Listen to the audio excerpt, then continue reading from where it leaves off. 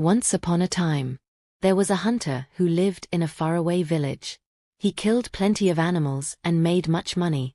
Everybody in the village knew him to be a successful hunter, and he was friend to many.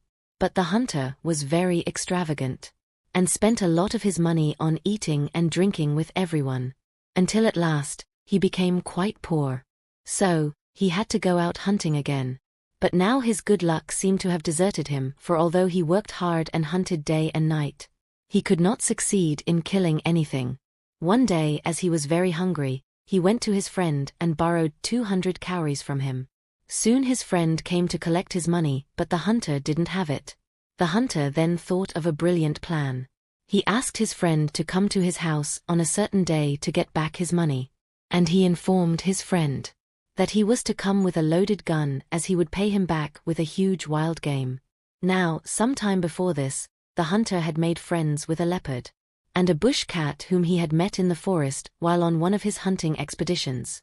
And he had also made friends with a goat and a cock at a farm where he had stayed for the night. As a date he had given to his friend drew nearer, the hunter went to his friend the leopard and asked him to lend him 200 cowries, promising to return the amount to him on the same day he had promised to pay his friend. And he also told the leopard that if you were absent when he came to his house for his money, he could kill anything he saw in his house and eat it. The leopard was then to wait until the hunter arrived to repay him the money. Trusting his good friend, the hunter, the leopard agreed. The hunter then went to his friend the goat and borrowed the same amount of money from him. In the same way the hunter also went to his friend the bush cat and the cock and borrowed 200 cowries from each of them on the same conditions, and told each of them that if he were absent when they arrived, they could kill and eat anything they found in his compound. When the appointed day arrived, the hunter spread some corn on the ground, and then went away and left the house deserted. Very early in the morning, soon after he began to crow, the cock remembered what the hunter had told him. He walked over to the hunter's house, but found no one there. On looking around, however, he saw some corn on the floor, and being hungry, he commenced to eat. About this time the bush cat also arrived, and not finding the hunter at home, he too looked around, and very soon he saw the cock who was busy picking up the grains of corn. So the bush cat went up very softly behind, and pounced on the cock and killed him at once, and began to eat him.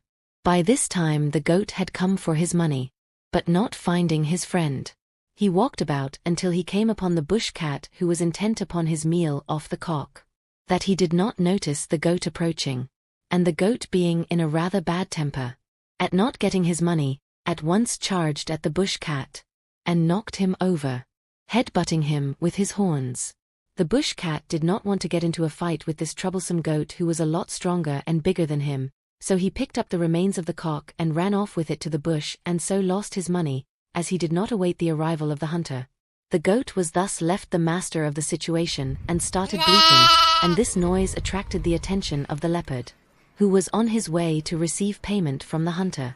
As he got nearer, the smell of the goat became very strong, and being hungry, for he had not eaten anything for some time, the leopard approached the goat very carefully, and not seeing anyone about, he stalked the goat and got nearer and nearer, until he was within springing distance.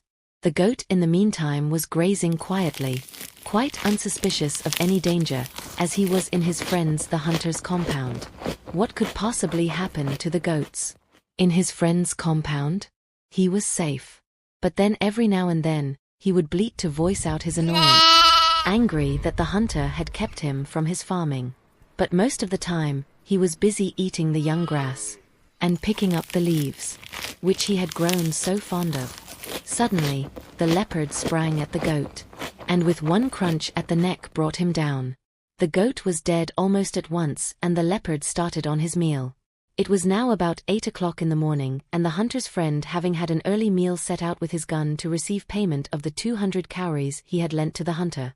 Now, when his friend got to the house, he heard a crunching sound, and being a hunter himself, he approached very cautiously, and looking over the fence he saw the leopard only a few yards away, eating the goat.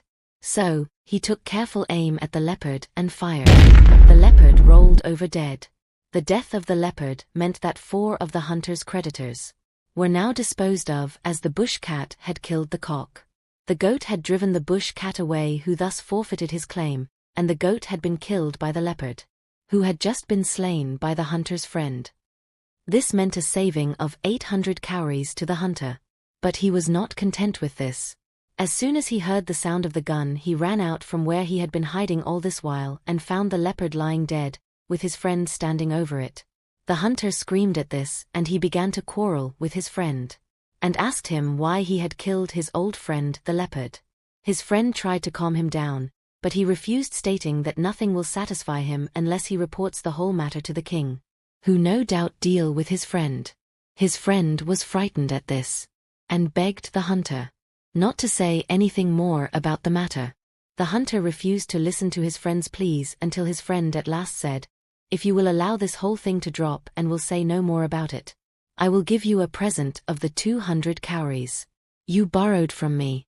This was just what the hunter wanted, but still he did not give in at once. Eventually, however, he agreed and asked his friend to leave.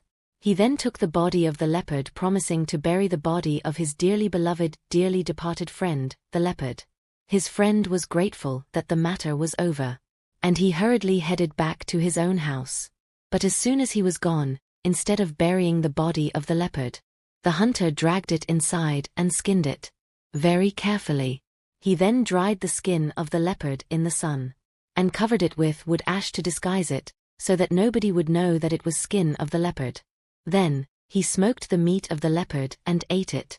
When the skin of the leopard was well cured, the hunter took it to a distant market, where he sold it for much money. And now, whenever a bush cat sees a cock, he always kills it, and he does so by right, as he takes the cock in part payment of the 200 cowries which the hunter never paid him.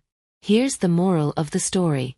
Never make friends with cunning and greedy people who only desire to take advantage of others. Another lesson here is never to lend money to people, because if they cannot pay, they may try to hurt you. And if you are an animal, then it might be in your best interest to never make friends with a hunter.